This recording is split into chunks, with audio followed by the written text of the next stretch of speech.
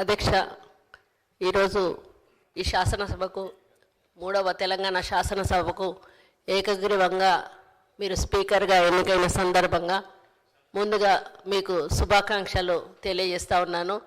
ఈ ఎన్నికకు సహకరించిన అన్ని పార్టీల నేతలకు అదేవిధంగా మన ముఖ్యమంత్రి రేవంత్ రెడ్డి గారికి ప్రత్యేక ధన్యవాదాలు తెలియజేస్తా ఉన్నాను. ఈ ఎన్నిక ద్వారా కాంగ్రెస్ పార్టీ మళ్ళీ ఒకసారి దళిత పక్షపాతి అని నిరూపించుకున్నది. నేను దాదాపుగా ఇది 5వసారి శాసనసభకు ఎన్నిక కావడం. ఆ రోజు యనమల రామకృష్ణుడి దగ్గర నుంచి మొదలు పెడితే కిరణ్ కుమార్ రెడ్డి గారు, సురేష్ రెడ్డి గారు, మత్సూదనాచారి గారు, ఆ తర్వాత మీ ఆధ్వర్యంలో ఈ సభలోకి అడుగు పెట్టడం జరిగింది. ఈ సభ యొక్క పవిత్రత గురించి అందరూ కూడా చెప్పడం జరిగింది.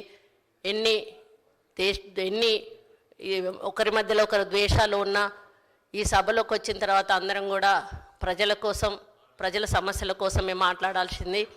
ఈ సభలో ఎన్ని వాదోపవాదాలు జరిగినా, ఎన్ని దూషణలు చేసుకున్నా కూడా ఈ సభ తలుపు దాటంగానే అందరూ కూడా శాసనసభలో ఒక స్నేహిత భావంతో ముందుకెళ్తారు.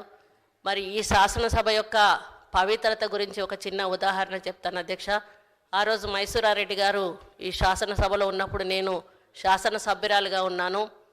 ఆయన చైన్ స్మోకర్ అధ్యక్ష. ఆయన ఈ గడప దాటాడంటే స్మోకింగ్ చేసేవాడు, లోపలికి వచ్చినప్పుడు స్మోకింగ్ ఆపేవాడు.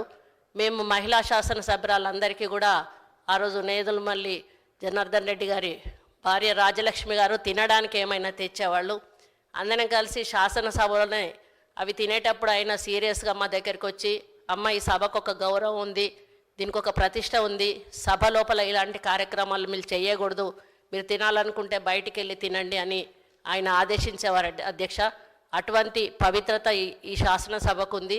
కాబట్టి ఇప్పుడు ప్రతిపక్షాలు మాట్లాడినట్టుగా, మరి అధికార పక్షాలు మాట్లాడినట్టుగా మీరు ఈ సభకు ఒక తండ్రి లాంటి వాళ్ళు.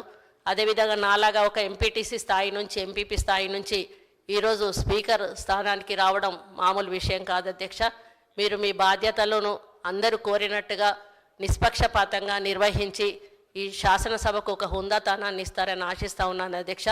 మామూలుగా పదవితో కొంతమందికి వన్నె వస్తుంది, కానీ మీ పదవితో మీరు పదవికి వన్నె తెస్తారని మీ వ్యక్తిత్వంతో నేను ఆశిస్తూ, మీ ద్వారా ఈ శాసనసభ మంచి సాంప్రదాయాలతో, మంచి ఆలోచనలతో ముందుకెళ్ళి ప్రజా సమస్యల పరిష్కార దిశగా నడవాలని కోరుకుంటూ సెలవు తీసుకుంటూ మళ్ళీ ఒకసారి మీకు శుభాకాంక్షలు తెలియజేస్తున్నాను అధ్యక్ష.